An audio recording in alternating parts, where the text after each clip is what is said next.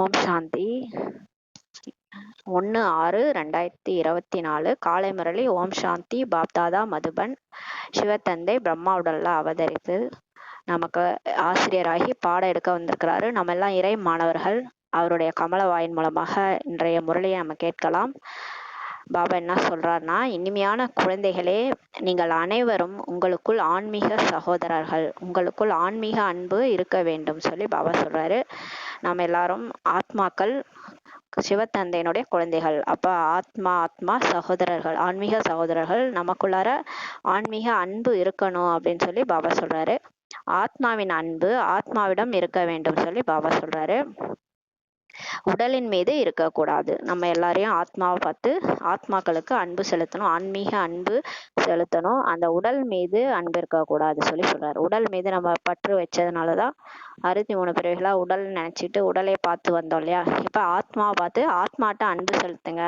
நம்மளோட அன்பு ஆத்மாட்ட தான் இருக்கணும்னு சொல்லி பாபா சொல்றாங்க. கேள்வி: தந்தை தன்னுடைய வீட்டை பற்றி அதிசயமான விஷயம் என்ன கூறியிருக்கின்றார்?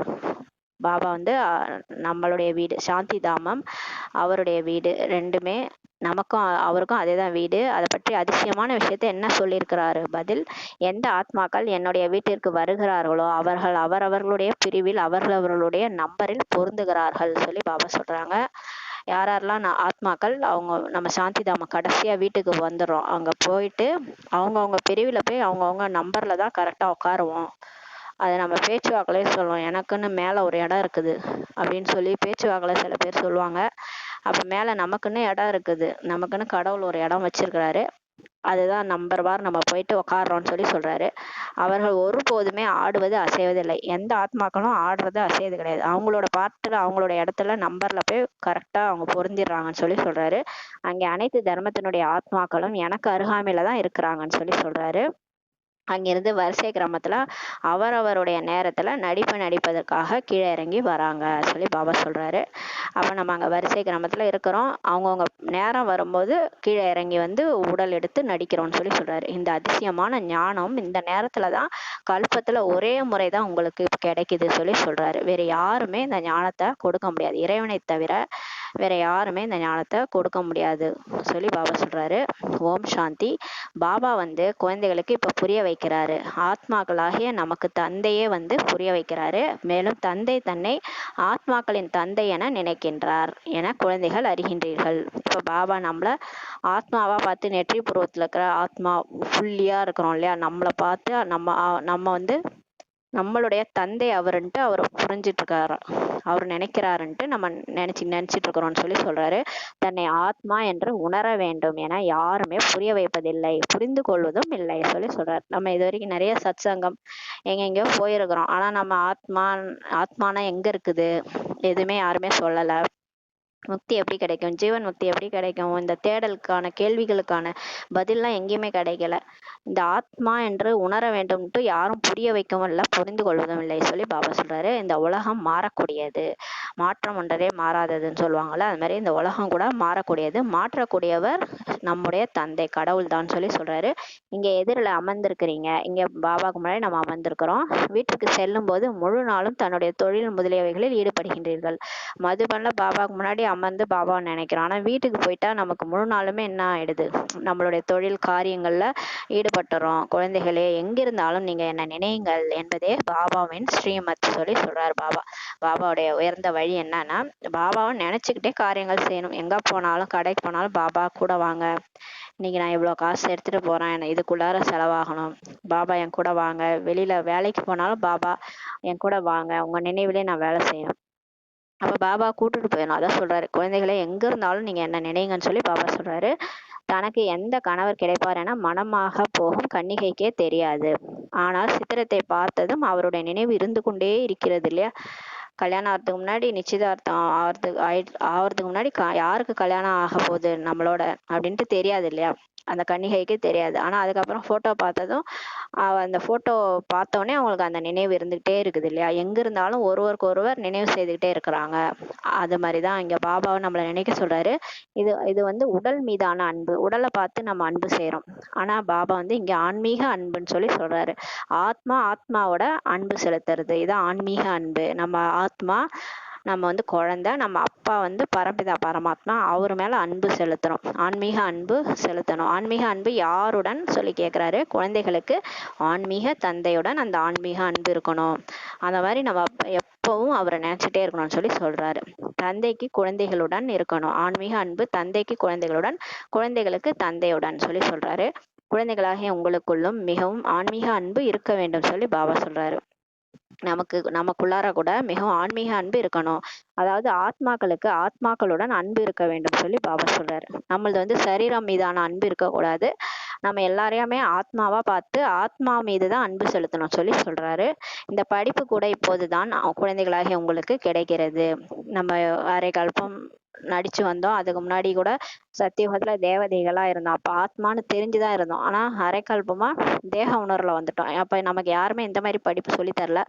இப்பதான் உங்களுக்கு கிடைக்குதுன்னு சொல்லி சொல்றாரு. உலகத்தில் இருக்கக்கூடிய மனிதர்களுக்கு எதுவுமே தெரியாது சொல்லி சொல்றாரு. நீங்கள் அனைவருமே சகோதரர்கள் என்றால் உங்களுக்குள் ஆன்மீக அன்பு இருக்க வேண்டும் சொல்லி பாபா சொல்றாரு. உலகத்துல இருக்கிறவங்க எல்லா ஆத்மாக்களுமே நம்ம சகோதரர்கள், எல்லாருமே ஒரு தந்தையினுடைய குழந்தைகள்னா எல்லாருமே நமக்கு ஆன்மீக அன்பு இருக்கணும்னு சொல்லி சொல்றாரு. ஏனென்றால் ஒரு தந்தையினுடைய குழந்தைகள் அல்லவா. ஏன்னா நம்ம எல்லாருமே ஒரு தந்தையினுடைய குழந்தைகள். இதற்கு தான் ஆன்மீக அன்பு என்று கூறப்படுகிறது சொல்லி சொல்றார் பாபா. யூனிவர்சல் பிரதர்ஹுட் சொல்லுவாங்க. இப்ப இந்தியா சைனால கூட நம்மள சகோதரர்கள் அப்படின்னு சொல்லிக்கிறாங்க. ஆனா எந்த அர்த்தத்துல சொல்றாங்கன்னு அவங்க புரிஞ்சிக்கல. உண்மையிலே நம்ம எல்லாரும் ஒரு பரம்பிதா பரமாத்மாவனுடைய குழந்தைகள், ஆத்மாக்கள். அதனாலதான் நம்ம எல்லாரும் சகோதரர்கள் என்ற உணர்வு நமக்கே இருக்குது சொல்லி சொல்றாரு. நாடகத்தின்படி புருஷோத்தம சங்கமயுகத்தில் தான் ஆன்மீக தந்தை ஆன்மீக குழந்தைகளுக்கு நேரடியாக இப்போது வந்து புரிய வைக்கின்றார். மேலும் தந்தை இங்கு வந்திருக்கின்றார் என குழந்தைகள் நீங்கள் அறிவீர்கள் சொல்லி சொல்றாரு. இப்ப நமக்கு மட்டும்தான் தெரியும் இறைவனே வந்துட்டாரு, எல்லாரும் இறைவனை தேடிட்டு இருக்கிறாங்க, கல்கி அவதாரம் எடுத்து வருவாரு, கடைசியா கடவுள் வந்து காப்பாத்துவாருன்னு எதிர்பார்த்துருக்காங்க. ஆனா கடவுளே வந்துட்டாருன்றது நமக்கு மட்டும் தான் தெரியும்னு சொல்லி பாபா சொல்றாரு. இப்ப சங்கம யுகத்துலதான் வந்து நேரடியா நம்மள்ட்ட வந்து சந்திக்கிறாரு. குழந்தைகளாகிய நம்மை மலர்களாக தூய்மையாக பதித்துல இருந்து பரிசுத்தமாக மாற்றி உடன் அழைத்து செல்வார் சொல்லி பாபா சொல்றாங்க. நம்மளை மலரா ஆக்கி தூய்மையாக்கி அவருக்கு சமானமா ஆக்கி அவர் கூடவே அழைத்துட்டு போவாராம். யாராவது கையை பிடித்து கொண்டு அழைத்து செல்வார்கள் என்பது கிடையாது. இப்ப நம்மள உடலோட வந்து கையை பிடிச்சிட்டு கூட்டு போவாங்கன்னு கிடையாது. ஆனா அனைத்து ஆத்மாக்களும் எப்படி போவாங்க, வெட்டுக்கிளி கூட்டம் மாதிரி பறந்து போவாங்கன்னு சொல்லி பாபா சொல்றாரு. இந்த வெட்டுக்கிளி கூட்டம் இருக்கு இல்லையா, அது கூட வழிகாட்டி, அது அவைகளுக்கு கூட வழிகாட்டி இருக்கிறது. வெட்டுக்கிளிக்கு கூட ஒரு வழிகாட்டி இருக்குதான். அது முன்னாடி போகுமா, மீதி எல்லாம் பின்னாடி போகுமா. வழிகாட்டிகளுடன் இன்னும் வழிகாட்டிகள் கூட உண்டாம். அந்த வெட்டுக்கிளியை வந்து வழிகாட்டிகளுக்கு அதுக்கும் ஒரு வழிகாட்டி இருக்குமா, அதுக்கு பின்னாடி நிறைய போகுமா. அந்த மாதிரி அப்படியே வரிசையா போகுங்களாம்.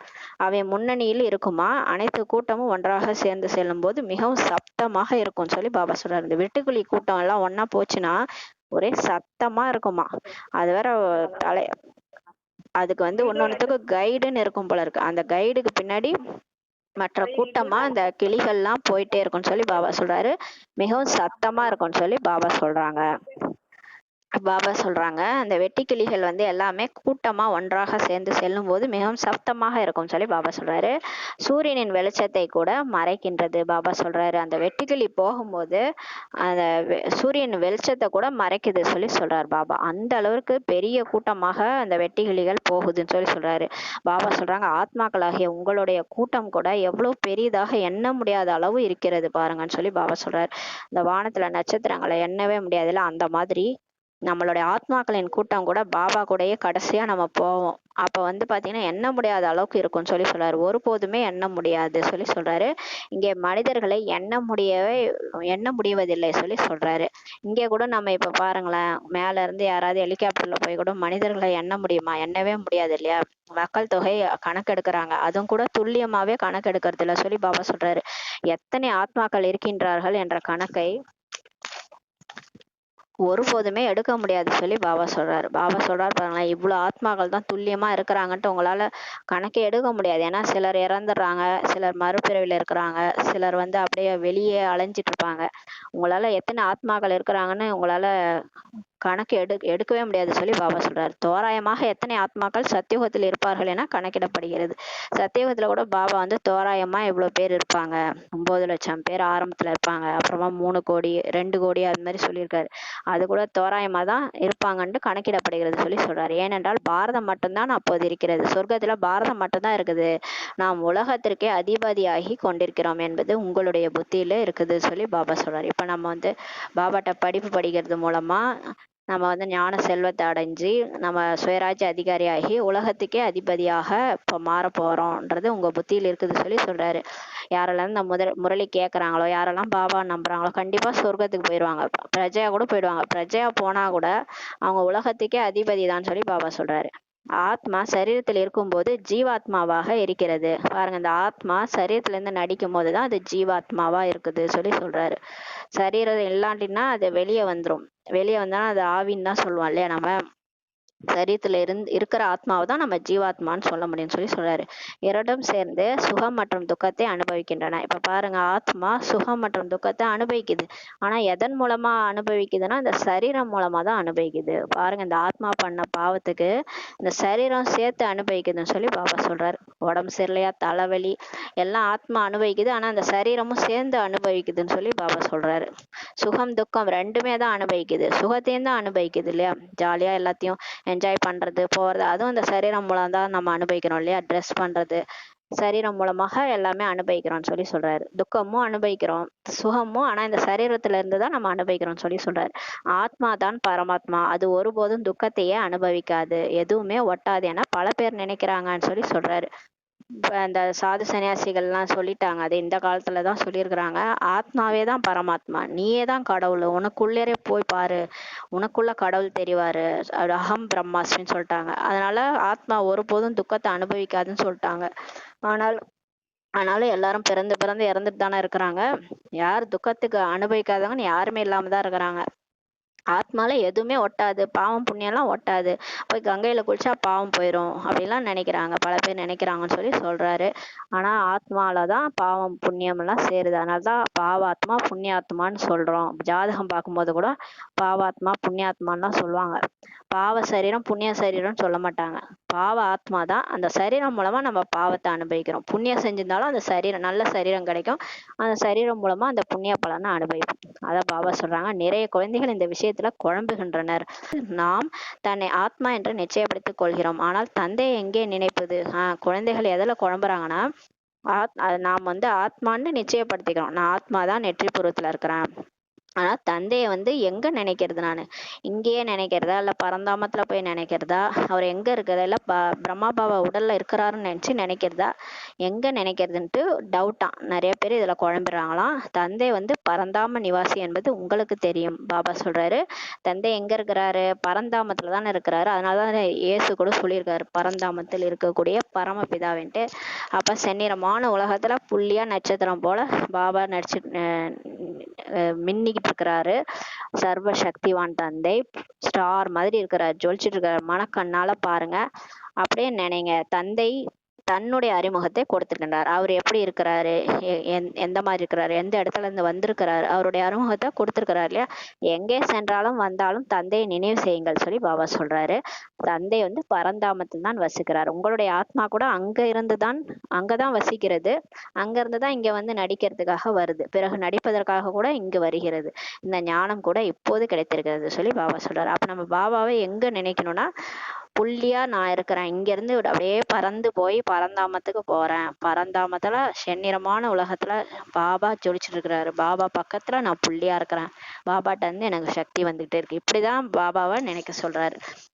அப்ப அவருடைய இடம் எங்க, எப்படி வந்திருக்கிறாரு எல்லாமே அவர் சொல்லிட்டாரு இல்லையா. அந்த மாதிரி நினைங்கன்னு சொல்லி சொல்றாரு. இதுலதான் குழந்தைகள் குழப்பம் அடைகிறாங்கன்னு சொல்லி சொல்றாரு. நீங்கள் தேவதையாக இருக்கும் பொழுது இந்த தர்மத்தின் ஆத்மாக்கள் மேலே இருக்கிறது என உங்களுக்கு நினைவு இருக்காது சொல்லி சொல்றாரு. பாருங்க, நம்ம தேவதையா சொர்க்கத்துல நடிக்கும் போது இந்த தர்மத்தின் ஆத்மாக்கள்லாம் மேல இருந்து வராங்க அப்படின்றதெல்லாம் உங்களுக்கு நினைவு இருக்காது. பரந்தாமத்துல இருந்து நம்ம வந்தோன்றது கூட நமக்கு நினைவு இருக்காது. மேல இருந்து வந்து இங்க சரீரத்தை ஏற்று நடிக்கின்றது. இந்த சிந்தனைகள் அங்கே தோன்றுதலே. அங்க சத்தியுகத்துல சொர்க்கத்துல நமக்கு தோன்றாது. இந்த மாதிரி நம்ம மேல இருந்து கீழே வந்து சரீரத்தை எடுத்து நடிக்கிறோம்ட்டு எல்லாமே வாஷ் அவுட் ஆயிடும், மறந்துடும். இப்பதான் நமக்கு பாபா எல்லா உண்மையும் புரிய வைக்கிறாரு. ஆனா இந்த சரீரத்துல இருந்து நம்ம போன உடனே எல்லாத்தையும் மறந்துடும்.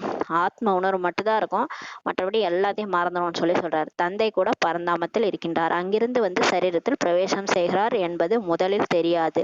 சத்தியுகத்துல தேவதைகளுக்கெல்லாம் நம்ம அப்பா தான் சிவபாபா, ஒரு பரந்தாமத்துல இருக்கிறாரு, அங்கிருந்து இங்க வந்து பிரம்மா உடல்ல அவதரிச்சு நமக்கு பாடம் எடுத்து நம்மளை இப்படியெல்லாம் மாத்தினாருன்றத கூட எல்லாமே மறந்துடுவாங்கன்னு சொல்லி சொல்றாரு.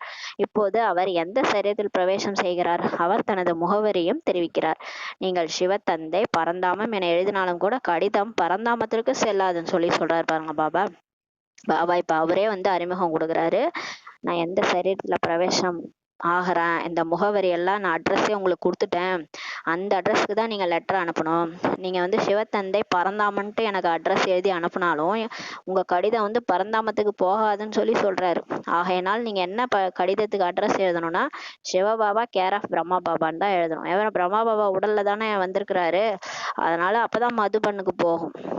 சிவத்தந்தை பரந்தாமம் என எழுதினாலும் கடிதம் வந்து பரந்தாமத்துக்கு செல்லாது, ஆகையினால் சிவபாபா பிரம்மா என எழுதுகிறீர்கள் சொல்லி சொல்றாரு. அதனாலதான் நம்ம என்னன்னு எழுதுறோம், சிவபாபா பிரம்மான்னு எழுதுறோம்னு சொல்லி சொல்றாரு. பிறகு இவ்விடத்தின் முகவரியை எழுதுகிறீர்கள்.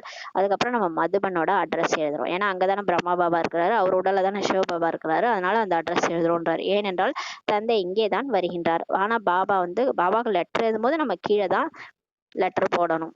ஆனா நினைக்கும் போது நம்ம பரந்தாமத்துல போய் நினைக்கணும். நினைக்கும் போது ஆத்மா ஒரு செகண்ட்ல பரந்தாமம் போயிடும். லெட்டர் எழுதும் போது லெட்டரை வந்து பிரம்மா பாபா தான் படிப்பாரு. பிரம்மா பாபாவோட சிவபாபா வந்து படிச்சு அதுக்கு வந்து ரிப்ளை எழுதுவார். ஏனென்றால் தந்தை இங்கேதான் வருகின்றார் சொல்லி சொல்றாரு. இந்த ரதத்தில் பிரவேசம் செய்கின்றார் என்பதை நீங்கள் இப்போது அறிகிறீர்கள். ஆத்மாக்களாகிய நீங்கள் மேலே வசிக்கக்கூடியவர்கள் சொல்லி பாபா சொல்றாரு. நம்ம கூட பரந்தாமத்துல இருந்து தான் வரோம், நம்ம எல்லாருமே சகோதரர்கள் சொல்லி சொல்றாரு. இது ஆத்மா, இந்த பெயர் இவருடையது என எப்போதும் புரிந்து கொள்ளுங்கள் சொல்லி சொல்றாரு. எப்பயுமே யாரை பார்த்தாலும் இவங்க ஆத்மா, இவங்களுடைய பெயரு இவருடையது, இந்த பெயர் வந்து இவருடையதுன்ட்டு புரிஞ்சுக்காங்க. பிரம்மா பாபா இவர் வந்து பிரம்மான்றது இவருடையது, இவர் வந்து ஒரு ஆத்மான்னு புரிஞ்சுக்கோங்கன்னு சொல்லி சொல்றாரு. ஆத்மாக்களை இங்கே பார்க்கின்றனர். இங்க வந்து நம்ம ஆத்மாக்களை பார்க்கிறோம், ஆனால் மனிதர்கள் தேக அபிமானத்துல வருகின்றார்கள் சொல்லி சொல்றாரு. ஆனா பாபா கிட்ட வரவங்க எல்லாம் தேக அபிமானத்துல வராங்க. பாபா ஆத்மா அபிமானியாக மாற்றுகின்றார். நம்ம தேக அபிமானத்துல போனாலும் பாபா நம்மள ஆத்மா அபிமானியா மாத்துறாரு. போன உடனே காட்சிகள்லாம் காட்டுவாரு. நம்ம அவர்கிட்ட போனாலே, பிரம்மா பாபா கிட்டக போனாலே ஆத்ம உணர்வு நமக்கே வந்துடும். ஏன்னா சிவபாபா ஒரு உடல்ல இருந்து நமக்கு ஆத்ம உணர்வை தூண்டுகிறாரு. பாபா நம்மள ஆத்மாபிமானியா மாத்துறார். நீங்கள் உங்களை ஆத்மா என உணருங்கள், மேலும் என்னை நினையுங்கள் என பாபா கூறுகின்றார். பாபா திரும்ப திரும்ப சொல்றாரு, குழந்தைகளே நீங்க இந்த உடல் அல்ல, இந்த உடல் ஒரு இன்ஸ்ட்ருமெண்ட், இதெல்லாம் நம்ம நடிச்சிட்டு இருக்கிறோம். இந்த மாதிரி பல உடல் எடுத்து நடிச்சு இந்த கடைசி உடல்ல இருக்கிறோம். இப்ப நீங்க உங்களை ஆத்மான்னு உணர்ந்து என்ன நினைங்கன்னு சொல்லி பாபா சொல்றாரு. பாபா சொல்றாங்க, நான் இங்கே வருகின்ற பொழுது குழந்தைகளுக்கு ஞானத்தை கொடுக்கின்றேன் என பாபா இந்த நேரத்தில் புரிய வைக்கின்றார் சொல்லி சொல்றாரு. இப்ப நம்ம பாபா வந்து பிரம்மா உடல்ல வரும்போது ஞானத்தை சொல்லி சிவபாபா புரிய வைக்கிறேன் அப்படின்ட்டு சொல்றாரு. இப்போ பழைய உடலை எடுத்திருக்கின்றார். அவரு கூட பழைய உடல்ல தான் வராரு. இதில் இந்த வாய் தான் முக்கியமானது. கண்கள் கூட இருக்கின்றது, ஆனாலும் வாய் தான் முக்கியமானது. அதன் மூலம் தானே பேச முடியும். ஞான அமிர்தம் வாயிலிருந்து தான் கிடைக்கின்றது சொல்லி சொல்றாரு.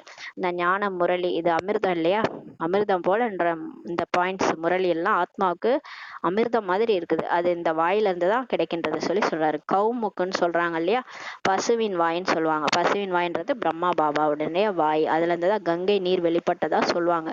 கங்கை நீர்ன்றது இந்த ஞானம் தான். இந்த ஞானம் வந்து அந்த பசுவின் வாய் மூலமாக வந்ததா காமிச்சிருக்கிறாங்க. ஆனா உண்மையில இந்த பசுவின் வாய்ன்றது இந்த தாயினுடைய வாய், இந்த பிரம்மா தாயினுடைய வாய், அதாவது தாயினுடைய இந்த வாய். பசுனா தாயின்னு சொல்லுவோம் இல்லையா, அதாவது இது பிரம்மா பாபாவினுடைய வாயின்னு சொல்லி சொல்றாரு. பெரிய தாயின் மூலமாக உங்களை தத்தெடுக்கின்றார். இப்ப பிரம்மா பாபா நம்மளுடைய பெரிய தாய், சின்ன தாய் வந்து மம்மா. பெரிய தாயின் மூலமாக சிவபாபா உங்களை தத்தெடுக்கிறார். யாருன்னா சிவபாபா தத்தெடுக்கின்றார். அவர் இங்கே இருக்கிறார் அல்லவா, இந்த ஞானம் முழுவதுமே உங்க புத்தியில இருக்கணும்னு சொல்லி சொல்றார். நான் உங்களை பிரஜாபிதா பிரம்மா மூலமாக இப்ப தத்தெடுக்கிறேன், ஆகையலாக இவர் தாயாகிவிட்டார். இப்ப பிரம்மா பாபா தாயாகிட்டாரு. தாயும் தந்தையும் நீங்கள் தான், நாங்கள் உங்களுடைய குழந்தைகள்லாம் நீங்க பக்தி மார்க்கத்துல பாடியிருக்கிறீங்க என்றால் அவர் அனைத்து ஆத்மாக்களுக்கும் இப்ப தந்தையாக இருக்கின்றார் சொல்லி பாபா சொல்றார். பக்தி மார்க்கத்துல நம்ம பாடினதுனால அவர் எல்லாருக்கும் தந்தையா இருக்கிறாரு. அவரை தாய் என்று கூற முடியாது சொல்லி சொல்றாரு. சிவபாபாவை தாய் என்று கூற முடியாதுன்னு சொல்லி சொல்றாரு. அவர் தந்தையாக இருக்கிறார். தந்தையிடம் சொத்து கிடைக்கின்றது. சிவபாபா வந்து நம்மளுடைய தந்தை. அவர்கிட்ட இருந்து நமக்கு சொத்து கிடைக்குது. பிறகு தாயும் வேணும் இல்லையா? தந்தை மட்டும் இருந்தா பத்தாது இல்லையா? தாய் வந்து பாலனை செய்வாங்களே ஒரு வீட்டுல. அப்பா வந்து வேலைக்கு போய் சம்பாதிப்பாரு. அம்மா வீட்டுல இருந்து குழந்தைகளை பாத்துக்குவாங்க, பாலனை செய்வாங்களே அது மாதிரி தந்தைன்றவர் சிவத்தந்தை ஆஸ்தி கொடுக்க வந்திருக்கிறாரு. ஆனா தாயும் வேணும் இல்லையா? அதனாலதான் பிரம்மா பாபாவை தாயை ஆக்கியிருக்கிறார். அவர் இங்கே வருகின்றார். இப்போது தந்தை மேலே வசிக்கின்றார் என்பது உங்களுக்கு தெரியும் சொல்லி பாபா சொல்றாரு. இப்ப பாபா பரந்தாமத்துல இருந்து வராரு. ஆத்மாக்களாகிய நாமும் மேலே வசிக்கின்றோம். நம்மளும் அங்க இருந்துதான் வந்தோம். பிறகு நடிப்பதற்காக இங்க வருகின்றோம். உலகத்தினருக்கோ இந்த விஷயங்களை பத்தி எதுவுமே தெரியாது சொல்லி பாபா சொல்றாரு. அவர்கள் கல்லிலும் முள்ளிலும் பரமாத்மா இருக்கிறார் என கூறுகின்றனர். அவங்க பாருங்க, நேத்து சொன்னார்ல முரளில, எந்த டைமும் யாருக்கு வேணுமோ நான் வந்து அந்த குழந்தைகள் மேல பிரவேசம் செஞ்சு ஞானத்தை சொல்லிட்டு புரிய வச்சுட்டு காட்சியெல்லாம் காமிச்சிட்டு போயிடுறேன். அதனால பக்தர்கள் என்ன நினைச்சுக்கிட்டாங்கன்னா, கடவுள் எங்க எங்க பார்த்தாலும் இருக்கிறாருன்னு நினைச்சுக்கிட்டாங்க. அவர் கல்லிலும் இருக்கிறாரு முள்ளிலும் இருக்கிறாருன்ட்டு நினைச்சிட்டாங்க சொல்றாரு இல்லையா? அதனால வெளி உலகத்தினர் அந்த மாதிரி நினைச்சிட்டு இருக்கிறாங்கன்னு சொல்லி பாபா சொல்றாரு. பிறகு எண்ண முடியாதவராக ஆகி விடுகிறார். பாருங்க, அங்க இருக்கிறான் இங்க இருக்கிறேன்னா அப்புறம் கடவுளுக்கு எண்ணிக்கையே இல்லாதவரா ஆயிடுறாரு. எல்லாருமே கடவுள், அதாவது கல்லும் கடவுள் முள்ளும் கடவுள்னா எத்தனை கடவுள்? அப்ப எண்ண முடியாத அளவுக்கு கடவுளை ஆக்கிடுறாங்கன்னு சொல்லி சொல்றாரு. இதற்கு தான் ஆழமான இருள் என்று கூறப்படுகிறது சொல்லி சொல்றாரு. ஆழமான இருள்ல இருக்கிறாங்க, அஞ்ஞான இருள்ல இருக்கிறாங்க. ஞான சூரியன் வெளிப்பட்டதும் அறியாமை இருள் அழிந்துவிடும் என பாடப்பட்டிருக்கிறது சொல்லி சொல்றாரு. ஞான சூரியன்றது சிவபாபா. சூரியன் வந்ததுமே, வெளிச்சம் வந்ததுமே இந்த இருட்டு போயிடுதுல, இரவு போயிடுதுல, அந்த மாதிரி ஞான சூரியன் வந்ததுமே அந்த அறியாமை இருட்டு போயிடுது சொல்லி சொல்றார் பாபா.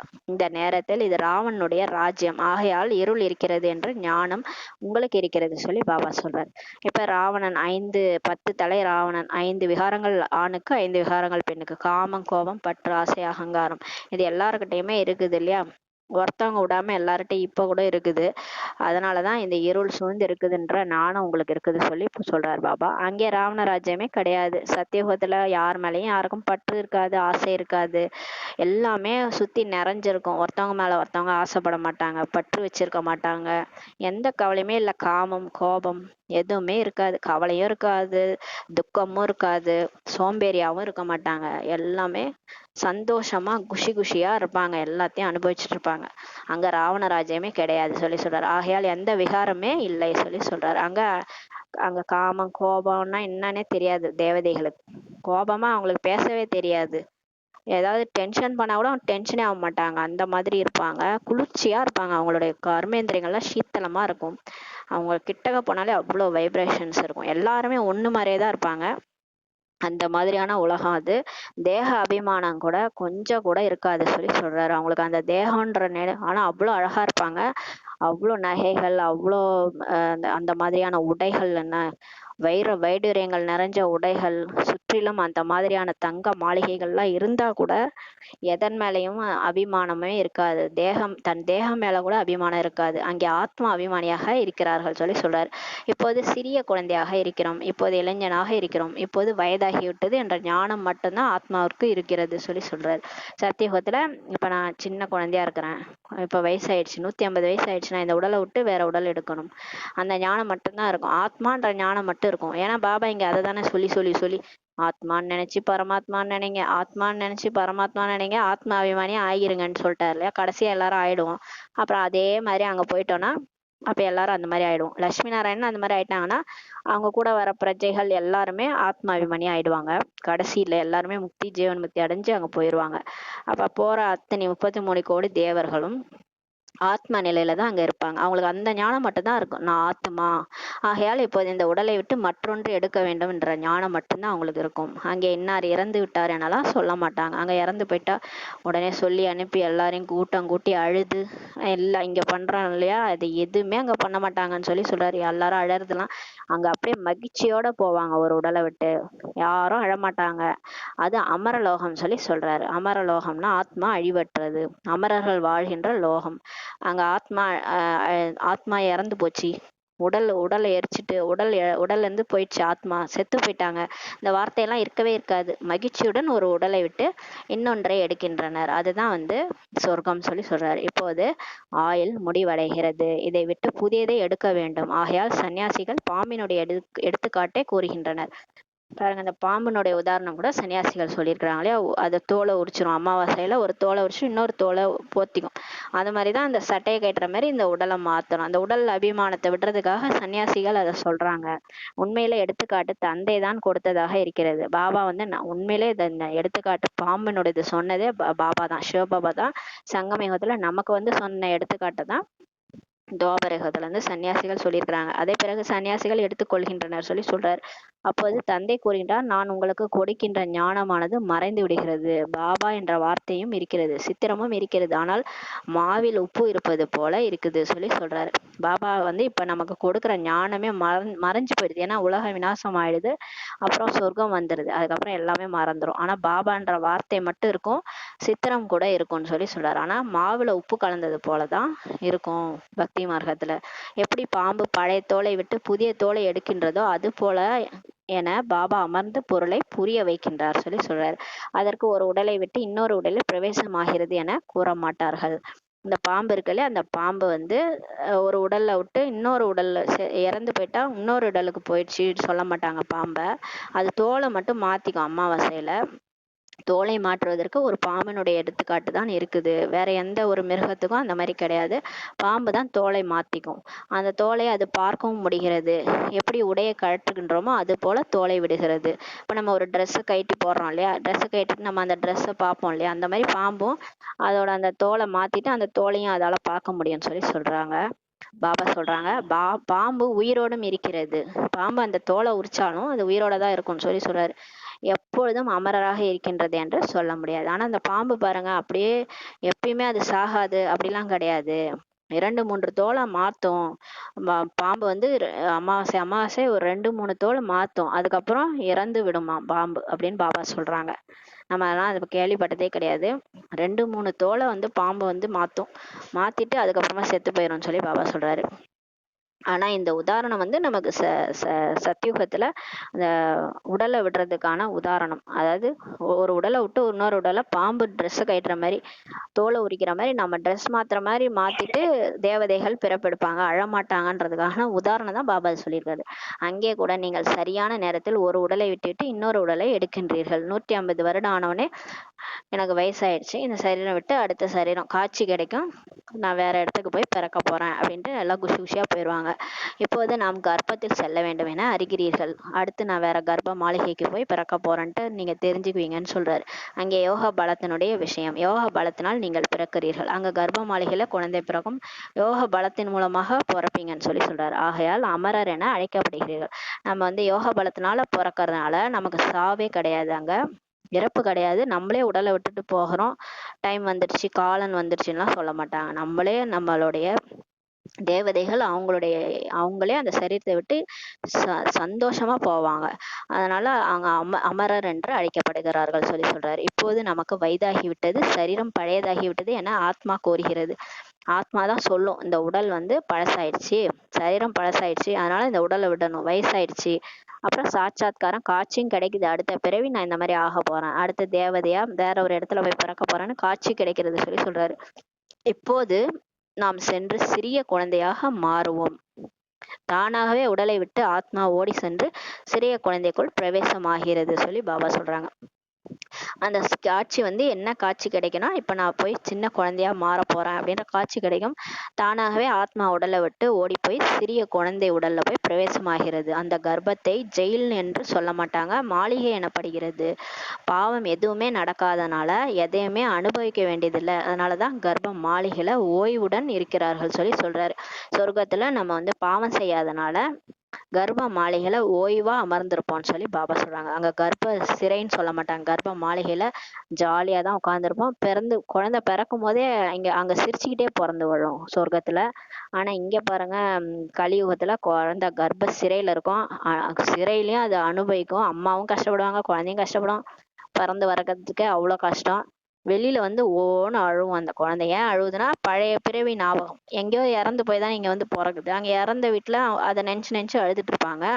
அந்த குழந்தை இங்க வந்து அழுவும். அதையே நினைச்சு நினைச்சு என்னன்னு பழைய பிறவி முடிச்சுட்டு வந்தது இல்லையா, யார் யாரெல்லாம் விட்டுட்டு வந்ததோ அவங்கள நினைச்சு அழுதுகிட்டே இருக்கும். அதனாலதான் பிறந்த குழந்தை பாருங்க அழுதுகிட்டே இருக்கும். ஏன்னா அது பழைய பிறவி ஞாபகமே அதுக்கு 5 வயது வரை இருந்துகிட்டே இருக்கும். அதுக்கு அப்படியே பாபாவோட நினைவு, சாட்சாத்காரம், அந்த காட்சி எல்லாமே கிடைக்கும் அதுக்கு. அது பண்ண பாவம் எல்லாம் காட்சி காட்சியா கிடைக்கும். அதனால தூங்குற குழந்தை கூட சில டைம்ல அழுவும், சில டைம்ல சிரிக்கும். அதெல்லாம் நம்ம பார்த்திருப்போம் இல்லையா. பாபா சொல்றாரு, கர்ப்ப மாளிகையில நீங்க அங்க அங்க ஓய்வோட இருப்போம். ஆனா சொர்க்கத்துல இது எதுவுமே நடக்காது. பாவமே நம்ம செய்யாதனால ஓய்வோட குழந்தை வந்து சிரிச்சுக்கிட்டே பிறந்து வரும். துக்கத்தின் விஷயமே எதுவுமே இல்லை சொல்லி பாபா சொல்றாங்க. நோய் ஏற்படும்படி எந்த அழுக்கான பொருளையுமே நம்ம சாப்பிடுவதில்லை. அங்க வந்து சொர்க்கத்துல எல்லாமே ஃபர்ஸ்ட் கிளாஸான பொருட்கள், காய்கறிகள், பழங்கள் எல்லாம் ஃபர்ஸ்ட் கிளாஸா இருக்கும். அங்க நோய் வர மாதிரி எந்த ஒரு அழுக்கான பொருளுமே இருக்காது. அதனால துக்கத்தின் விஷயமே இருக்காது. நோய் நோய் உண்டாகிற சரீரம் மாதிரி சரீரம் இருக்காது. சரீரமே அதான் பாபா சொல்றாருல, இப்ப நல்ல யோகா பண்ணீங்கன்னா 21 பிறவிக்கு நல்ல சரீரம் கிடைக்கும்னு சொல்றாரு. அதனாலதான் என்ன நினைங்க நினைங்கன்னு பாபா சொல்லிட்டே இருக்காரு. நம்ம நினைக்காதனா சரியா நினைக்கலன்னா நமக்கு அந்த சரீரம் கூட அந்த 84 பிறவிக்கு நோய் உள்ள சரீரமா வந்துரும். ஃபர்ஸ்ட் 21 பிறவி கூட எத்தனை பிறவி நம்ம எடுக்கிறோமோ தெரியாது. நம்ம எத்தனை பிறவி சொர்க்க அமர லோகத்துல எடுக்கிறோமோ அத்தனை பிறவி நல்ல சரீரம் கிடைக்கும். பாபாவை நல்லா நினைச்சோம்னா நல்ல சரீரம் கிடைக்கும். அதுக்கப்புறம் துவாபர யுகம், கலியுகத்திலையும் நமக்கு சரீரம் நல்ல சரீரம் கிடைக்கணும்னா இப்பவே பாபாவை நல்லா நினைக்கணும். அதனாலதான் அமிர்த வேலையில ஏஞ்சி நினைங்க நினைங்கன்னு சொல்றாரு. குழந்தைகளே நினைங்க, இல்லைன்னா நோய் சரி. இப்பயே பாருங்க இந்த லாஸ்ட் பர்த்ல நம்ம சரீரம் ரொம்ப வஸ்டா இருக்கு. ஏன்னா பாபா ஒழுங்கா நினைக்கலன்னு அர்த்தம் போன கல்பத்துல. அதனாலதான் எல்லாருக்குமே சரீரம் வந்து இதா இருக்கு. அதான் பாபா சொல்றாரு, குழந்தைகளே நினைங்க, இனிமேலாட்டு நம்ம வந்து ஒழுங்கா நினைக்கணும் பாபா. அப்பதான் நோயற்ற சரீரம் அடுத்த பிறவிகளுக்கு நமக்கு கிடைக்கும். குழந்தைகளே நீங்கள் நிர்வாண தாமத்திற்கு போக வேண்டும் சொல்லி பாபா சொல்றாரு. இப்ப நம்ம வந்து சாந்தி தாமத்துக்கு போகணும். இந்த உலகம் மாறப் போகிறது என பாபா கூறுகின்றார். இப்ப பழைய வீடு இடிய போகுதுன்னா அப்பா என்ன பண்ணுவாங்க, குழந்தைகள் எல்லாம் சேஃப்டியா கொண்டு போய் புது வீட்டுல உட்கார வச்சுட்டு பழைய வீடை இடிச்சிருவாங்களா, அந்த மாதிரி பாபா சொல்றாரு இந்த உலகம் இப்ப அழிய போகுது, மாறப்போகுது. குழந்தைகளே பழையதுல இருந்து இந்த உலகம் வந்து திரும்பவும் புதியதாகும் சொல்லி பாபா சொல்றாரு. மீண்டும் புதியதாயிரும். புதியதாகிற வரைக்கும் நீங்க கொஞ்ச நாளைக்கு போய் சூட்சும உலகத்துல இருங்க. இந்த உடலை விட்டு சூட்சும உலகத்துல போய் இருங்க. அதுக்கப்புறம் நம்ம நிர்வாண நாம போயிடுவோம். அப்புறம் புதுசாக்கிட்டு உங்களை கூப்பிடுறேன், நீங்க வந்து நடிங்க. இப்போதைக்கு வாங்க, சேஃப்டியா நம்ம போலான்னு கூப்பிடுறாரு. ஏன்னா இந்த உலகம் மோசமா ஆயிடுச்சு இல்லையா. இப்ப அழிய போகுது. இந்த அழிய போற உலகத்துல நம்ம இருந்து கஷ்டப்பட வேணாம்னு தான் பாபா நம்மள ரெடி பண்ணிட்டு இருக்கிறாரு. இப்போ ஒவ்வொரு பொருளுமே மாற வேண்டும் சொல்லி பாபா சொல்றாரு. ஏன்னா எல்லா பொருளும் வீணாயிடுச்சு இல்லையா. மரத்திலிருந்து விதை உருவாகின்றது. மீண்டும் விதையாக நட்டால் எவ்வளவு பலன் கிடைக்கிறது சொல்லி பாபா சொல்றாரு. மரத்துல இருந்து விதை வருதுல, அந்த விதையை திரும்ப நம்ம நட்டோம்னா திரும்ப திரும்ப பலன் கிடைக்குதுல. ஒரு விதையில இருந்து எத்தனை தானியம் உருவாகுது பாருங்க. சத்தியுகத்துல யோக பலத்தினால ஒரே ஒரு குழந்தை மட்டும்தான் பிறக்கும்னு சொல்லி பாபா சொல்றாரு. சத்தியுகத்துல பாருங்க, நம்ம யோக பலத்தினால லட்சுமி நாராயணனுக்கு குழந்தைகள் பிறக்கும். ஒரே ஒரு குழந்தை தான் பிறக்கும்னு சொல்றாரு. இங்கே விகாரத்தினால 4-5 குழந்தைகள் பெறுகிறார்கள். ஆனா இங்க பாருங்க, விகாரத்தினால ஒரே வீட்டிலேயே 10 குழந்தை, 4 குழந்தை, 5 குழந்தைகள் எல்லாம் பிறக்குது. சத்தியுகம் மற்றும் கலியுகத்திற்கிடையே மிக வித்தியாசம் இருக்கிறது என்பதை இப்போது பாபா தெரிவிக்கின்றார் சொல்லி சொல்றாரு. புதிய உலகம் மீண்டும் பழையதாக எப்படி மாறுகிறது, அதில் ஆத்மா எப்படி 84 ஜென்மங்களை எடுக்கிறது என்பது கூட புரிய வைக்கப்பட்டிருக்கின்றது. நமக்கு பாபா எல்லாமே சொல்லியிருக்காருல்ல. சத்தியுகத்துல இருந்து எப்படி திரேதாயுகமா மாறுது, அப்புறம் திரேதாயுகத்துல இருந்து துவாபர யுகம், அப்புறம் அப்படியே ஆத்மா எப்படி 84 ஜென்மம் எடுக்குது, இது எல்லாமே பாபா சொல்லியிருக்கிறாரு. ஒவ்வொரு ஆத்மாவும் தனது நடிப்பை நடித்துவிட்டு மீண்டும் திரும்பி சென்று தனது இடத்தில் நிற்கிறது. இடத்தை மாற்றுவதே இல்லை சொல்லி சொல்றாரு. இப்ப எல்லாருமே வந்து கீழே பார்த்து நடிக்கிறோம். அவங்கவுங்க இடத்துல நடிச்சுட்டு முடிச்சுட்டு முக்தி அடைஞ்சு, ஜீவன் முக்தி அடைஞ்சு எல்லாருமே சாந்தி தாமம் போய் அவங்க இடத்துலதான் உட்காரும். அதனாலதான் சொல்லுவாங்க, எனக்குன்னு மேல ஒரு இடம் இருக்குது அப்படின்னு சொல்லுவாங்க எல்லாருமே. தன்னுடைய தர்மத்தில் தன்னுடைய இடத்தில் தான் வரிசை கிரமத்துல போய் ஆத்மாக்கள் நிற்கும் சொல்லி சொல்றாரு. பிறகு வரிசையாக கீழே வருகிறது. அதுக்கப்புறம் திரும்பவும் அடுத்த கல்பம் வரிசையா ஆத்மாக்கள் கீழே இறங்கி நடிக்க வராங்கன்னு சொல்லி சொல்றாரு. ஆகையால் மூலவதனத்தில் சிறு சிறு மாடல்களை செய்து வைக்கின்றனர். இப்ப பிகேஎஸ் நம்ம மதுவனத்துல இந்த மூலவதனத்தினுடைய மாடல்லாம் செஞ்சு வைக்கிறாங்கன்னு சொல்லி சொல்றாரு. அனைத்து தர்மத்தினருக்கும் அவரவர்களுக்கென பிறவி இருக்கிறது. இப்ப மற்ற தர்மத்தினர்லாம் இருக்காங்க இல்லையா, ஹிந்து, முஸ்லீம், கிறிஸ்டின், புத்த தர்மம் அவங்கவுங்களுக்குன்னு தனி பிரிவு இருக்குன்னு சொல்லி பாபா சொல்றாரு. நீங்கள் கூட வரிசை கிரமத்துல தான் தேர்ச்சி அடைறீங்க. நம்ம என்னதான் முட்டி மோதனாலும் வரிசை கிரமம்னு ஒண்ணு இருக்குன்னு சொல்றாரு பாபா. அதன்படிதான் நீங்க பாஸ் ஆகுறீங்க. 1, 2 லட்சுமி நாராயணன், அவங்களுடைய பிரஜைகள், அவங்களுடைய வேலைக்காரர்கள், அந்த மாதிரி ஒரு வரிசை கிரமம் வச்சிருக்கிறார் பாபா. பரந்தாமத்துல நம்ம அப்படிதான் நடிச்சோம், அப்படிதான் இருந்தோம். அங்க இருந்து வந்து இங்க நடிச்சோம் ஃபர்ஸ்ட்ல இருந்து. அதே மாதிரிதான் இப்ப முயற்சியும் பண்றோம்னு சொல்றாரு. அந்த முயற்சிப்படி தேர்ச்சியும் நீங்க அப்படிதான் அடையறீங்க. வரிசைகரமா தான் நீங்க கர்மாதித்தை அடைஞ்சு மேல போவீங்கன்றாரு. அந்த மதிப்பெண்ணிற்கு ஏற்ப நீங்க இடத்தை பெறுகிறீர்கள் சொல்லி சொல்றாரு. நம்ம வாங்குற மார்க்குக்கு தகுந்த மாதிரி கடைசியா நம்ம என்ன போஸ்ட் அடையிறோமோ, என்ன பதவி அடையிறோமோ, அந்த அந்த இடத்துல போய் நம்ம உட்கார்றோம்னு சொல்லி சொல்றாரு. பாபாவின் இந்த படிப்பு கல்பத்தில் ஒரு முறைதான் கிடைக்கிறது. ஆனா பாபா ஒரு முறைதான் கல்பத்துல வராரு. 5000 வருஷத்துக்கு ஒரு தடவை தான் சங்கம் யுகத்துல வராரு. இந்த படிப்பு கூட ஒரு முறைதான் நமக்கு கிடைக்குது சொல்லி பாபா சொல்றாங்க. ஆத்மாக்களாகிய உங்களுடைய குலம் எவ்வளவு சிறியதாக இருக்கிறது பாருங்க. நம்மளுடைய பிராமண குலம் ரொம்ப சின்னதா இருக்குது. உங்களுடையது இவ்வளவு பெரிய மரம் போல சொல்லி சொல்றார். குழந்தைகளாகிய நீங்கள் திவ்ய திருஷ்டியினால் பார்த்து பின் இங்கே அமர்ந்து சித்திரங்களை உருவாக்கி இருக்கின்றீர்கள். இப்ப இந்த கல்பவிருட்ச மரம் இதெல்லாம் வந்து திவ்ய திருஷ்டி மூலமா தாதிகள் பார்த்துட்டு அதை உட்காந்து சித்திரங்களா உருவாக்கி இருக்கிறாங்க. நிறைய அந்த காலத்துல பிரதர்ஸ் எல்லாம் கூட சித்திரங்கள் திருஷ்டி திவ்ய திருஷ்டி காட்சி பார்த்து பாபா காட்சி காமிச்சிருக்காரு. அதை அப்படியே பார்த்து அதை வரைஞ்சிருக்கிறாங்க. ஆத்மா எவ்வளவு சிறியதாக இருக்கிறது, சரீரம் எவ்வளவு பெரியதாக இருக்கிறது சொல்லி பாபா சொல்றாரு. ஆத்மா புள்ளியா ஸ்டார் மாதிரி இருக்கு, ஆனா அது பிரவேசமாகிற சரீரம் பாருங்க ரொம்ப பெருசா இருக்குன்றாரு. அனைத்து ஆத்மாக்களும் அங்கே சென்று அமரும். பரந்தாமத்துல எல்லா ஆத்மாக்களும் போய் மேல போய் உட்காரும். மிகவும் சிறிய இடத்தில் அருகாமையில் இருக்கிறது. ரொம்ப சின்ன இடத்துல பாபாக்கு நெருக்கத்துலதான் எல்லாரும் இருக்கிறாங்கன்னு சொல்றாரு. மனிதர்களின் மரம் எவ்வளவு பெரிதாக இருக்கிறது. மனிதர்களுக்கு நடப்பதற்கு, சுற்றுவதற்கு, விளையாடுவதற்கு, படிப்பதற்கு, வேலை செய்வதற்கு இடம் வேண்டும் அல்லவா சொல்லி சொல்றாரு. ஆனா நம்ம கீழே வந்து நடிக்கும் போது நம்ம எல்லாம் மனுஷ உடல்ல அவதரிக்கும் போது மனுஷங்களா மாறிடும். அப்ப மனுஷங்களோட மரம் எவ்வளவு பெருசா இருக்குது. மனுஷங்க நடக்கிறதுக்கு இடம் வேணும், சுத்தறதுக்கு இடம் வேணும், விளையாடுறதுக்கு இடம் வேணும், படிப்பதற்கெல்லாம் இடம் வேணும், வேலை செய்வதற்கு கூட இடம் வேண்டும்னு சொல்லி சொல்றாரு.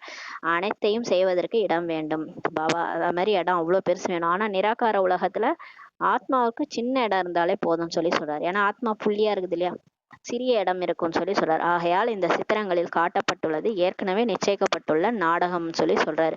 சரீரத்தை விட்டு ஆத்மாக்கள் அங்கு செல்ல வேண்டும். பரந்தாமத்துக்கு தான் நம்ம போகணும். நாம் அங்கே எவ்வாறு இருக்கிறோம், மற்ற தர்மத்தை சார்ந்தவர்கள் எப்படி இருக்கிறார்கள், பிறகு எப்படி தனித்தனியாக வரிசை கிரமத்தில் பிரிகிறார்கள் என்பது குழந்தைகளுடைய புத்தியில் இருக்கிறது. இப்ப நமக்கு எல்லாருக்குமே தெரியும், நம்ம சத்தியுகம் திரேதாயுகத்துல ஆதி சனாதன தேவி தேவதா தர்மத்தை சார்ந்தவங்க நம்ம நடிக்க வந்தோம். அதுக்கப்புறம் துவாபர யுகத்துல இருந்து மற்ற தர்மங்கள்லாம் வரிசை கிரமமா வந்தாங்க, பிரியிறாங்க.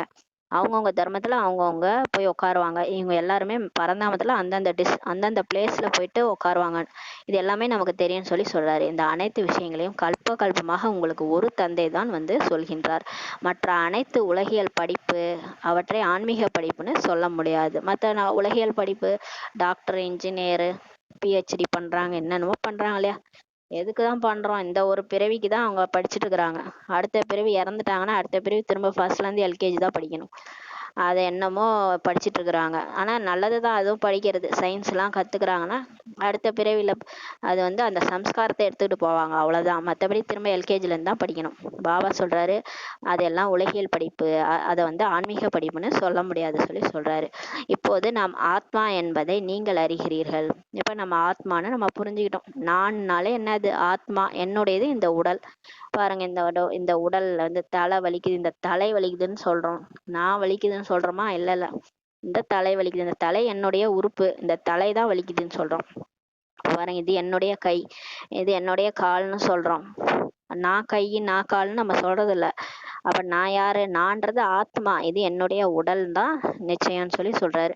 இது மனிதர்களுக்கே தெரியாது. ஆனா இந்த விஷயம் மனுஷங்களுக்கே தெரியாது. அவர்களுக்கு எப்போதும் தேக சம்பந்தம் தான் இருக்கிறது. அவங்க எந்த நேரமும் தேகம் பத்தியும் தேக சம்பந்தம், அக்கா, அம்மா, மாமா, இப்படியே நினைச்சிட்டு இருக்கிறாங்க இல்லையா. அம்மா, சித்தப்பா, சித்தி, இந்த மாதிரி மற்றவங்களையே நினைச்சிட்டு இருக்கிறாங்க இல்லையா.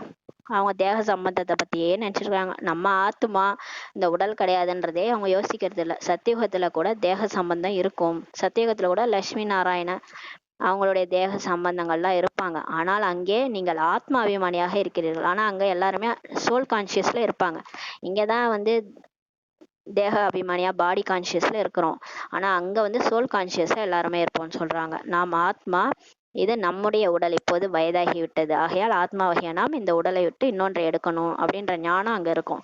இதில் குழப்பம் அடைவதற்கு எந்த விஷயமே இல்லை என்பது தெரிகிறது சொல்லி பாபா சொல்றாரு. குழந்தைகளாகிய நீங்கள் பாபாவிடமிருந்து இப்போது ராஜ்யத்தை அடைய வேண்டும். பாபா சொல்றாங்க, எல்லாத்தையும் விடுங்க, இப்ப என்னை நினைச்சு அந்த ராஜ்யத்தை அடைங்க. சொர்க்கம் சொர்க்கம்ன்றீங்களா, அந்த சொர்க்கத்துக்கு போனோம் இல்லையா, அதுக்காக முயற்சி பண்ணுங்கன்றாரு. நிச்சயமாக எல்லையற்ற தந்தை அல்லவா. மனிதர்கள் எதுவரை ஞானத்தை புரிந்து கொள்ளவில்லையோ அதுவரை பல கேள்விகளை கேட்டுக்கொண்டே இருக்கிறார்கள். பாருங்க, நம்ம ஞானத்தை சொன்னோம்னா இந்த ஞானத்தை ஃபுல்லா புரிஞ்சுற வரைக்கும் கேள்வி மேல கேள்வி கேட்டுக்கிட்டே இருப்பாங்க இல்லையா. பாபா சொல்றாரு, பிராமணர்களாகிய உங்களுக்கு ஞானம் கூட இருக்கிறது. பிராமணர்களாகிய உங்களுக்கு உண்மையில் அஜ்மீரில் கோயில் இருக்கிறது. நமக்கே அஜ்மீர்ல கோயில் இருக்குதான், நம்ம பிராமணர்களுடைய கோயில். ஒரு பிரிவினர் அதை புஷ்கரணி பிராமணன் சொல்றாங்க, இன்னொன்று சார்ச்சித்த பிராமணன் சொல்றாங்க. அஜ்மீர்ல பிரம்மாவின் கோயிலை கூட பார்க்க செல்கின்றனர். பிரம்மாவுக்கு ஒரே ஒரு கோயில் தான் அஜ்மீர்ல இருக்குது. பிரம்மா அமர்ந்திருக்கின்றார், தாடியே கொடுத்திருக்கின்றனர். பிரம்மாவுக்கு மட்டும் தாடி கொடுத்துருக்குறாங்க. பாருங்க, எல்லா இந்துக்கள் தெய்வத்துக்கும் பாத்தீங்கன்னா தாடி இல்லாம தான் இருக்கும், லட்சுமி நாராயணன்ல இருந்து விஷ்ணுல இருந்து. ஆனா இந்த பிரம்மாவுக்கு மட்டும் தாடியோட காமிச்சிருப்பாங்க. ஏன்னா அவர் தான் அந்த வயசானவர் உடல்ல தான் சிவபாபா வர்றாரு இல்லையா. அதெல்லாம் எல்லாமே கரெக்டா சாஸ்திரத்துல கொடுத்துருக்காங்க. ஆனா நம்ம சொன்னா நம்ப மாட்டாங்க. அவரை மனித ரூபத்துல காண்பிக்கின்றனர். பாத்தீங்கன்னா பிரம்மாவை மட்டும் மனித ரூபத்துல காமிச்சிருக்கிறாங்க. பிராமணர்களாகிய நீங்களும் மனித ரூபத்தில் இருக்கின்றீர்கள். நம்மளும் இப்ப பாத்தீங்கன்னா பிரம்மாவனுடைய குழந்தைகள், பிராமணர்கள் மனித ரூபத்துல தான் இருக்கிறோம்னு சொல்லி சொல்றாரு. பிராமணர்களை தேவதை என்றே சொல்ல முடியாது. ஒருபோதும் நம்ம பிகேஸ் தேவதைன்னு சொல்ல முடியாது சொல்லி பாபா சொல்றாரு. உண்மையிலும் உண்மையான பிராமணர்கள் பிரம்மாவின் வாரிசு நீங்கள் தான் சொல்லி சொல்றாரு. அந்த பிராமின்ஸ் இருக்காங்கல்ல, ஓபிசி அந்த பிராமின்ஸ் சொல்லுவாங்கல்ல, அவங்க பிரம்மாவினுடைய வாரிசு கிடையாது. நீங்க தான் வாய் வழி பிரம்மாவினுடைய வாரிசு. அவங்க விகாரத்தின் மூலமா பிறந்து வராங்க. அவர்கள் யாரும் பிரம்மாவின் வாரிசு கிடையாது. பின்னால் வருபவர்களுக்கு இது தெரிவதே கிடையாது சொல்லி சொல்றாரு. இது உங்களுடைய விராட ரூபம், இது புத்தியில் நினைவிருக்க வேண்டும் சொல்லி பாபா சொல்றாரு. இந்த விராட ரூபம் நம்மள விஸ்வரூப தரிசனம் காட்டுறாங்க இல்லையா. விராட ரூப தலை ஃபுல்லா உச்சி குடுமி இருக்கும், பிராமணர்கள் அது மறைஞ்சிருக்கும், இருக்காது. அதுக்கப்புறம் தலை ஃபுல்லா தேவதைகள், மார்பு ஃபுல்லா அந்த ராமர் சீதை அந்த சத்திரியர்கள், இடுப்பு பகுதியில வைஷ்ணவர்கள், அப்புறம் கால் பகுதியில சூத்திரர்களா, இதுதான் விராட ரூபமா காமிச்சிருப்பாங்க. இது நம்ம புத்தியில இருக்கணும்னு சொல்லி சொல்றாரு. இந்த முழு ஞானத்தையும் நீங்கள் யாருக்கு வேண்டுமானாலும் நன்றாக புரிய வைக்கலாம் சொல்லி சொல்றாரு. நீங்க யாருக்கு வேணா சொல்லி கொடுங்க, நல்லா புரிய வைக்கலாம், புரிஞ்சுக்குவாங்கன்னு சொல்லி சொல்றாரு. நம்ம ஆத்மாக்கள் பாபாவின் குழந்தைகள், இதை உண்மையில் புரிந்து கொண்டு உறுதியிலும் உறுதியான நிச்சயம் வைக்க வேண்டும் சொல்லி பாபா சொல்றாரு. இப்ப நம்ம ஆத்மாக்கள் பாபாவோட குழந்தைகள், எல்லாத்தையும் புரிஞ்சுக்கணும், ஞானத்தை புரிஞ்சுக்கிட்டு ஃபர்ஸ்ட் நிச்சயம் வைக்கணும்னு சொல்லி சொல்றாரு. அனைத்து ஆத்மாக்களுக்கும் தந்தை ஒரு பரமாத்மா என்பது உண்மையான விஷயம். எல்லா ஆத்மாக்களுக்குமே ஒரு அப்பா தான், ஒரு பரமாத்மா தான்ன்றது உண்மையான விஷயம்னு சொல்லி சொல்றாரு. எவ்வளவு போராடுறாரு பாருங்க உண்மையை சொல்றதுக்கு. சத்தியம் சிவம் சுந்தரம், ஆனா அவர் உண்மையை சொல்லிட்டு இருக்காரு, அதை யாரும் நம்ப மாட்டாங்க. அதனாலதான் அதான் பாபா உண்மையை சொல்லி புரிய வைக்கிறாரு. அனைவரும் அவரை நினைக்கின்றார்கள். பக்தி மார்க்கத்துல இருந்து எல்லாருமே அவரை தான் நினைக்கிறாங்க. மனிதர்கள் வாயிலிருந்து வருது ஓ பகவானே என்ற வார்த்தை நிச்சயம் வருகிறது சொல்லி பாபா சொல்றாரு.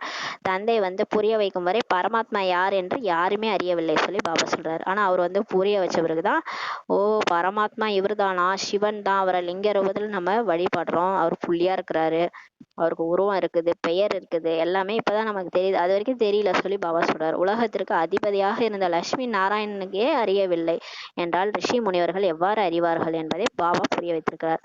உலகத்துக்கு அதிபதியா இருந்த லட்சுமி நாராயணனே கடவுள் யாருன்றதை மறந்துட்டாங்க. அவர் தான் படிக்க வச்சு அந்த மாதிரி ஆக்குனாருன்றதே மறந்துட்டாங்க. அப்ப ரிஷி முனிகள் துவாபரகத்துல வந்தவங்க எப்படி புரிஞ்சுக்குவாங்கன்னு சொல்லி பாபா கேட்கிறாரு. இப்போது நீங்கள் பாபா மூலமாக அறிகிறீர்கள், நீங்கள் தான் ஆஸ்திகர்கள். நம்ம பாபாட்ட இருந்து ஆஸ்தி அடையறதுனால ஆஸ்திகர்கள். ஏனென்றால் நீங்கள் படைக்கக்கூடியவர் மற்றும் படைப்பினுடைய முதல் இடைக்கடையை அறிஞ்சிருக்கிறீங்கன்னு சொல்லி சொல்றாரு. சிலர் நன்றாக அறிஞ்சிருக்கீங்க, உங்களில் சிலர் குறைவாக அறிந்திருக்கின்றீர்கள். சிலர் ஞானம் சரியா படிக்கிறது இல்லை, அதனால குறைவா அறிஞ்சிருக்கிறாங்க. பாபா நேரடியாக படிக்க வைக்கின்றார். இப்ப பாபாவே நேரா எல்லாருமே படிக்க வைக்கிறாரு. பிறகு சிலர் நன்கு தாரணை செய்கிறார்கள், சிலர் குறைவாக தான் தாரணை செய்யறாங்க. இந்த படிப்பு படிச்சுட்டு அப்படியே போறது கிடையாது. பாபா என்ன சொன்னாரோ அதை நடைமுறை வாழ்க்கையில தாரணை செய்யணும். நம்மளுடைய குணங்கள் மாறிட்டே வரணும். ஆனா சிலர் தான் வந்து நல்லா தாரணை செய்றாங்க, சிலர் குறைவா தாரணை செய்றாங்கன்னு சொல்லி பாபா சொல்றாரு. படிப்பு முற்றிலும் எளிதாகவும் இருக்கிறது, உயர்ந்ததாகவும் இருக்கிறது சொல்லி பாபா சொல்றாரு. நான் இந்த படிப்பு பாருங்க ரொம்ப ஈஸியா இருக்குது. பகவானே வந்து படிப்புக்கிறாரு, சிவபகவானே சொல்லி கொடுக்குறாரு. அது ரொம்ப ஈஸியாவும் இருக்கு, உயர்ந்த வழியாகவும் இருக்குதுன்னு சொல்லி சொல்றாரு.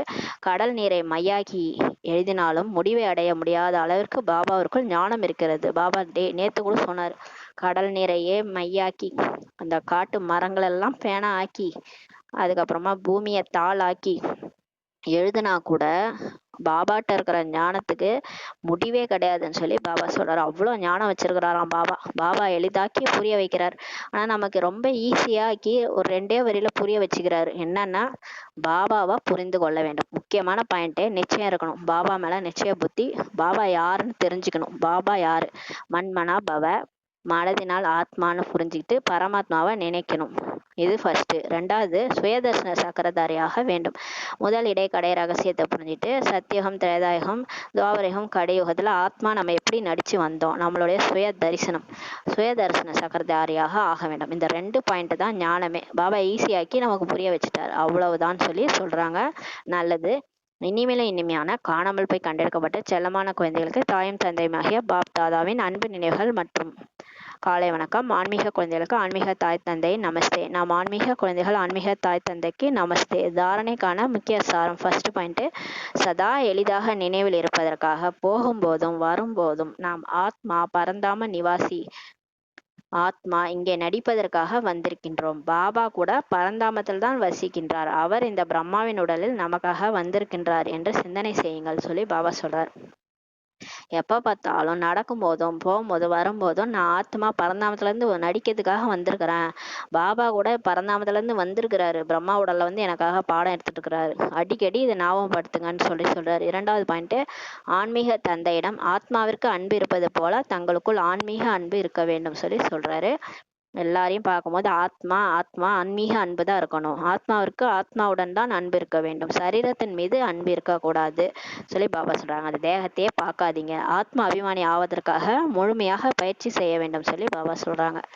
அப்ப அந்த பயிற்சி நம்ம இப்பொழுதே பண்ணிட்டே இருந்தாதான் ஆத்மா அபிமானி நிலையை அடைய முடியும்னு சொல்லி சொல்றாங்க. வரதானம். எல்லைக்குட்பட்ட விருப்பங்களிலிருந்து விடுபட்டு அனைத்து கேள்விகளிலிருந்தும் கடந்து இருக்கக்கூடிய எப்போதும் மகிழ்ச்சியானவர் ஆகுக என்ற வரதானம் கொடுக்குறாரு. பாருங்க, எப்போதுமே மகிழ்ச்சியானவர் ஆகுக என்ற வரதானம். எப்பவுமே நம்ம எப்படி மகிழ்ச்சியா இருக்க முடியும்? அப்ப இந்த எல்லைக்குட்பட்ட விருப்பம்லாம் நமக்கு விடுபட்டு இருக்கணும். எது மேலேயும் ஆசை இருக்கக்கூடாது. எல்லா கேள்வியிலிருந்தும் கடந்து இருக்கணும். பாபா தான் எல்லாத்தையும் சொல்லிட்டாரு இல்லையா, இது நாடகம் நடிக்க வந்திருக்கிறோம், எல்லா விஷயத்தையும் ஞானம்லாம் புட்டு புட்டு வச்சுட்டாரு. இதுக்கப்புறம் நமக்கு என்ன இங்க விருப்பமும் தேவையில்ல, கேள்வி பதிலும் தேவையில்ல. எல்லாத்துல இருந்து கடந்து இருக்கக்கூடியவங்க தான் எப்போதுமே மகிழ்ச்சியானவரா இருக்க முடியும். அந்த மாதிரி ஆகுங்கன்ற வரதானம் கொடுத்துட்டாரு.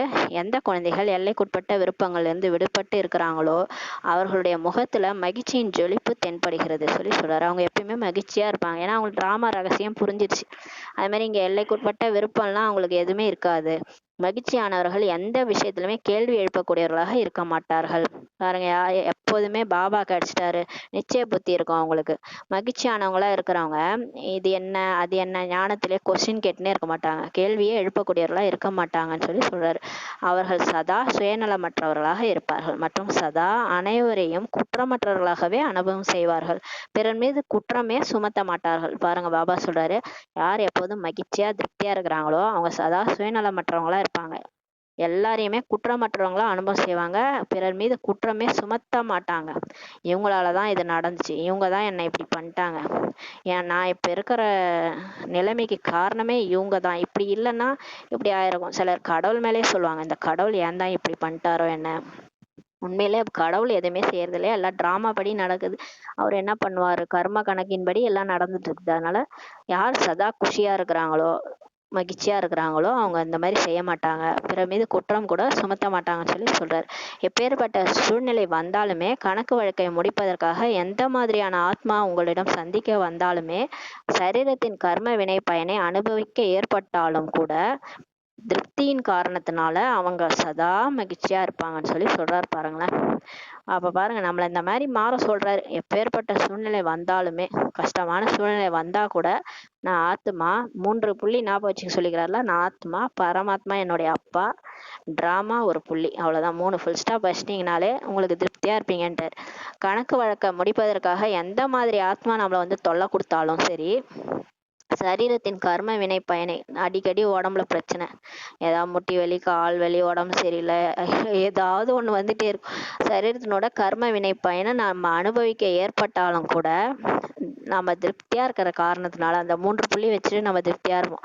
எனக்கு இறைவனே கழிச்சிட்டாரு, இது ஒரு டிராமா, அவருதான் சொல்லிட்டாரு இல்லையா அப்படின்ட்டு திருப்தியா இருக்கிற காரணத்தினால அவங்க எப்பவுமே சதா மகிழ்ச்சியா இருப்பாங்கன்னு சொல்லி பாபா சொல்றாங்க. இது பிரம்மா பாபா நம்ம கேள்விப்பட்டிருக்கோம். அவர் எப்பயுமே அவருக்கு இருமல் வந்தாலும் சரி, உடம்பு சரியில்லைனாலும் சரி, டான்ஸ் ஆடிட்டே இருப்பாராம். ஆஹா, என்னுடைய கர்ம கணக்கு முடியுதுன்னு சொல்லி டான்ஸ் ஆடிட்டு அவர் மகிழ்ச்சியா தான் எப்பயுமே இருந்திருக்காரு. மம்மாவும் அதே மாதிரி தான் இருந்திருக்காங்க. தாதிகள் தீதிகள்லாம் கூட சதா மகிழ்ச்சியா, பிரகாஷ்மணி தாதிலாம் நம்ம நம்ம பார்த்துருக்குறோம். நடைமுறையிலே அவங்க எல்லாம் எப்படி குஷியா இருந்தாங்க.